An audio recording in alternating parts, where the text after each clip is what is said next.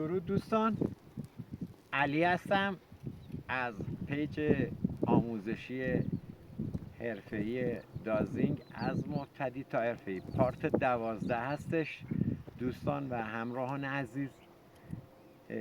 مبحثمون مبحث امروز تومولوس هست، تپه های تومولوس هستش که 3 تا تپه تومولوس داریم به تقریباً فاصله 200 متر 150 هر یکی با یکی فاصله داره و مبحث تومولوس هم باید دوستان دقت کنید.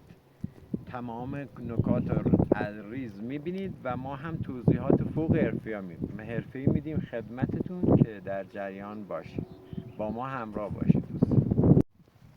مجدد دوستان، دقیقاً رنگ بوی ویدئوهای ما کاملا باستانی هستش دوستان. اینجا هم که مشاهده کنید تپه مشخصه، نوع سفالا،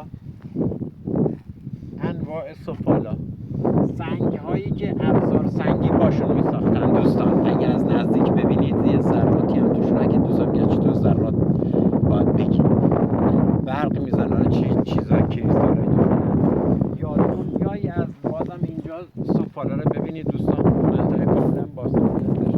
بحث امروز چگونگی دستگاه دازینگ زدن درون تومولوس و تپه هستش، تپه باستانی تومولوس. یکی این که دوستان ما هم بحث ردیابی دقیقا میگیم، هم بحث نقطه زنی. خیلی دقت کنید دوستان، این نکات کلیدی هستش. اولا دوستان این تپه تومولوس الان پشت سر من هستش. ما باید به این نزدیکی نیاییم. ما باید 50 متر مونده به تپه یه ردیاب بزنیم که کل تپه رو یه بار بزنیم. بعد پله پله میایم از بغل شروع میکنیم تا میریم سقفش. نه اینکه بری از سقف تومولوس یا تپه فوری دستگاه بزنی، نه، یکی میزنی که کامل آنتنا بگیرن بعد حرکت میکنی. با ما باشید. مجدد دوستان ببینید با خوراک طلا، نقره، مفرق، خفشو شما اقدام به زدن محیطتون. الان ما تپه باستانی هستش، تومولوس هستش، میخوایم بزنیم. ما الان تو 50 متری حدوداً وایسادیم، خوراک دهی کردیم، آماده. دستگاهمون سنس چند ثانیه روی زمین میشه، بلند میشیم، یه آنتن میزنیم به دل تپه. ببینید دوستان این تپه باستانی هستش، قطعاً دستگاه میگیره دیگه، ما نمیتونیم دروغ بگیم. الان دستگاه قفل کرده رو هدف. دوستان ما میریم جلو که الان اوکی به ما داده که این تپه اشیاء باستانی دارد، ولی ما باید الان پله پله بریم جلو که چطوری با ردیاب‌های نزدیکتر و با نقطه زنی دقیق‌تر تپه ها را آنالیز کنیم. همراه باشید دوستان. چون تپه اندازش بزرگ نیست و همونطور که میبینید پشت سر من تپه باستانی است، اینا 4 تا آنتن میزنید دوستان، شمال، جنوب، شرق، غرب. اون 4 جهت فرعی رو حذفش میکنید. ما الان یه جهت رو به جنوب، از شمال به جنوب میزنیم دوستان. داشته باشید، دقیق داشته باشید دوستان. میایم بالا، خوراک، اتصال، همه چی کامل دوستان. نه بادی تاثیر داره، نه شب و روز، نه تاریکی مطلق، هیچی تاثیر رو دازور حرفه‌ای نداره. ببین دوستان ما تپمون رو الان آلارم داده بهمون داده که کجاشیم، ولی الان ما جهت‌های اصلی ها میزنیم. الان از شمال به جنوب زدیم، با ما همراه باشید دوستان. یه جهت هم از غرب به شرق، از شرق به غرب میزنیم. ببین دوستان ریز آنتنا رو دقت کنید، نوع کنش و واکنش آنتنا رو. ما یه سنس رو زمین میدیم، اینجا هم کشاورزه. تپه فوق العاده باستانی هستش. ببین دوستان مکان به ما داده، خود دوستان میدونن، هم حرفه‌ای ها هم یه لول پایین‌تر میدونن منظورم چیه. پس ما 2 جهت زدیم، از شمال به جنوب، از شرق به غرب. الان 2 جهت بعدی هم بزنیم و اوکی کنیم کارمون. همراه باشید دوستان. اینم جهت جنوب به شمال هستش، فوق العاده دقت کنید. قدرت بادم که بیاد تأثیری رو دازور حرفه‌ای نداره دوستان. علی‌رغم اینکه باد میاد متوجه هستین که آنتنا کجا را زدن و کجا قفل با این همه باد شدید. ببین دوستان دقیقاً دقت کنید چند ثانیه تا دستگاهتون نقاط کاذب رو رد کنه. اینم نقطه جنوب به شمال، با ما همراه باشید. دوستان اینم آخرین آنتن ردیاب که ما میزنیم از جهت غرب به شرق که مثل اینکه داره ما رو نزدیکتر میکنه. دوستان سنس میایم بالا، انگشتای 60 ول میشه و دوستان سرعت رو دیدن. حالا از پایین هم یکی میگیرن که دوستان ببینن تو بادیم، هیچ تأثیری باد روش نداره. ببین الان ما جهت بمون داده. دوستان تو محیط فوق باستانی هستیم، دقت کنید، ریز مطالبات دقت کنید، میلیمتری محاسبه کنید آنتناتون چطوری رو هم قفل میشه، جدا میشه، سرعت رفت برگشت واکنش اینا رو دقیق زیر نظر داشته باشه. اینجا دنیای باستانه، اینجا تمدن چندین هزار سال است. یک دانشگاه باستان شناسی هستش که میتونید اینجا تدریس کنید و تمام مطالب رو به ذهنتون بسپرید. انشالله موفقیت با ما باشید. دوستان عزیز اینجا میگم آخر تمدن چندین هزار سال است. ببینید دوستان این دسته آخه چه ظروف سفالی میتونه باشه به این زیبایی تو دل این طبیعت. و چیزی هم جالبتر دوستان این که تشریفی ها بازم میذاریم سر جا خودش، هر چیز برداشتیم سر جا خودش بمونه. عزیزان بیاین اینجا یک آسیاب دستی ها ببینید که اون تمدن با ابزار سنگی ها چه کارهایی که میتونستن انجام بدن. دوستان اینا دوستان اگر دقت کرده باشین سطح صاف این مرکز خود دسته بوده که سوار می شده. این یک دایره بزرگی بودن، این یک قطعشه. اگر دقت کنید وسطش که مثل یک اهرم اینا میچرخونده و این رو سنگ پایینی قفل می شده و آرد دونه ها رو بالاخره آرد میکردن، بالاخره محصولات رو خورد میکردن، گندم آرد میکردن، بالاخره خیلی کاربرد فراوانی این داشت. اگه دقت کنید مرکزش هم هنوز هست. دست من اینجا محل محوری بوده که توش قرار میگرفته و میچرخوندن. دوستان تمدن بسیار مهمی چندین هزار سال تمدن داره. دوستان الان ما وارد بحث نقطه زنی میشیم. ما از تپه رو به 3 قسمت تقسیم میکنیم. یکی پای تپه میزنیم، یکی وسط تپه، یکی روی خود تپه. چون اتاقکایی که غالبا زیر تومولوس و تپه میسازن از پای تپه اتاق میزنن، ساز سنگی، ساز باستانه میزنن، از بالا چیزی نیست. یعنی هرچی باشه باید رو به پایین باشه. ما الان یه آنتن اینجا بزنیم، بریم رو نقطه زنی. ببین دوستان جهت کامل به ما داد، خودتون شاهد هستین دوستان. میریم بالاتر وسط کارم یکی دیگه هم وسط کار میزنیم. برگشت آنتن داریم سمت راستمون. دوستان دقت کردین بس خیلی ریز و نکته بسیار مهمی. ببین ما پایه زدیم، الان اومدیم وسط تو این باد شدید. ببین کنش دستگاه چطوری مسیر به ما داد. یکی هم خود رأس تپه میزنیم، بالا خود تپه میزنیم که رد میشه. یکی دیگه که اینجا بزنیم ما برگشت آنتن داریم رو به تقریبا شمال غرب نمیشه، حالا بین غرب و شمال غرب میشه. دوستان این نکات ریزو که من دارم میگم جز به جز تومولوس ساختارش پیچیده است. این نیست که از بالا بخوای بیای یه سوراخ بزنی بری تا کف. شانف که نمیشه زد داداشم. شما باید طریق ورود تپه رو پیدا کنید.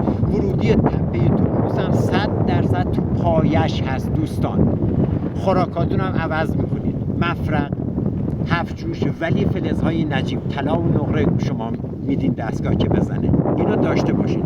الان ما دوباره جهت اطلاعش دوستان ما یک الان برمیگردیم رو به سمت جنوب قله، یعنی سقف تپه داریم میزنیم. دوستان ببینید ما دقیق رو سقف داریم میزنیم تو باد. ببین باد هیچ تأثیری رو جهت آنتنا نداره. شما باید اجازه بدین دازینگ کار خودشو کنه. ذهن شما، دست شما و مکان به هیچ عنوان نباشه شما رو به طرف خودش بکشونه. دوستان بذارید دستگاه کار خودشو انجام بده، بذارید دستگاه شما رو با همراه خودش ببره، نه اینکه شما به دستگاه مثلا مسیر بدین یا ذهنتون یا دست، هیچی. شما دستگاه بذارید کار خودش انجام بده. یه دستگاه دیگه اینجا میزنیم دوستان.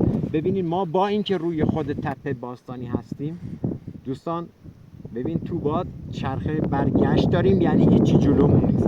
هر چیزی که هست دوستان اینجا رو داشته باشید. من دوباره رو به از جنوب به شمال شما فرض کنید وایسادم بخوام بزنم. ببین دوستان با این باد شما خود محصولات گندم هم میبینید باد جهتش کجاست.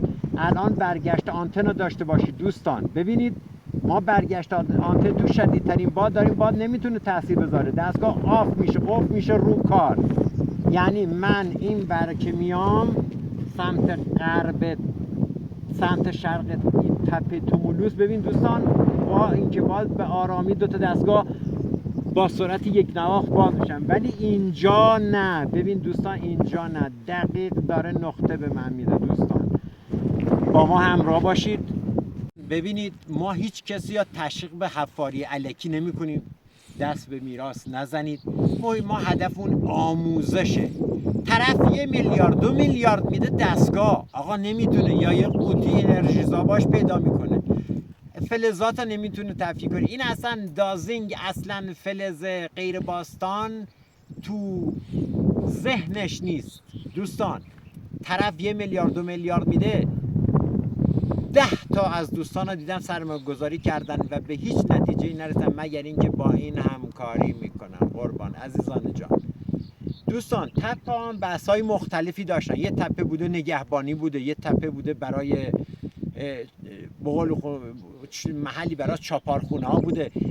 تپه باستان و تومولوسی که بارداره باید حرفه‌ای باشی تا بتونی پیداش کنی. عزیز دلم الکی دست به حفاری های محیطات نزنید و فقط با علم و درایت با تخصص دوستان تو محیط باستان دست بزنید.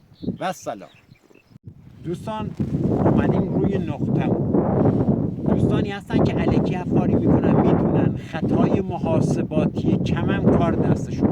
اگه 20 سانت 30 سانت هم رو محیط اشتباه کنید شما شاید اصلا به شیء ول کنید، اصلا تو یکی از دیوارها بمونه پیشتون ردش کنید. ببین ما الان قفل اولمون دوستان، ببین عزیزان آنتن اول ما اومده اینجا.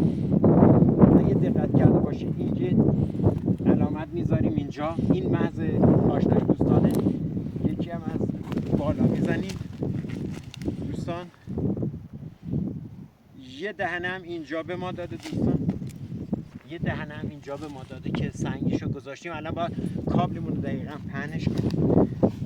یه جهت دیگه دوستان بس سری میگم ببخشید، یه آنتنم اینجا داده که دوباره یه سنگی ما میذاریم اینجا روی کارمون نشونمون باشه. یکی هم 4 جهت دوستان ما مشخص میکنیم. ببین دوستان یه سنگ هم میذاریم اینجا. دوستان این محیطی که به ما داده، الان ما باید سریع کابلمون رو پهنش کنیم. ما کابل بین 4 تا نقطه پهن میکنیم دوستان، داشته باشن بین 4 نقطه کابل باید. حالا هرچی نقطه‌تون بزرگتر باشه شما کابلتون باید بیشتر باشه، چون ما تو محیط باستانی تپه هم هستیم. احتمال این که تو چیز باشیم، تو عمق باشیم، باید از آنتنای بلند استفاده کنیم دوستان. اینم علامت گذاریامون هست عزیزان.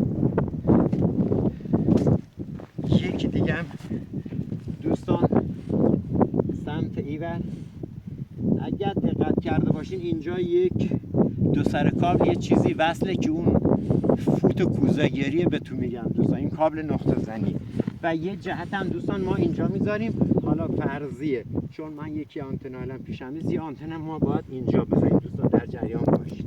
خب ما متر رو برمیداریم بین قفل اول تا قفل دوم دقیقاً متر میکنیم دوستان. شده